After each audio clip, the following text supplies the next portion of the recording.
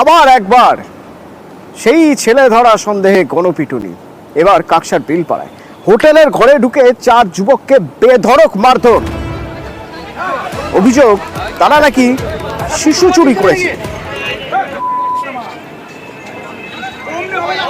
অর্পণ প্রতিনিধি আমার সঙ্গে রয়েছেন। অর্পণ, এই যে 4 জনকে মারধর করা হলো, এই 4 জন কারা, কোথা থেকে এসেছিল এবং যারা মারধর করলো তাদের কি চিহ্নিত করা গিয়েছে? হঠাৎ তাদের মনে হলো কেন চেরা ছেলে ধরা?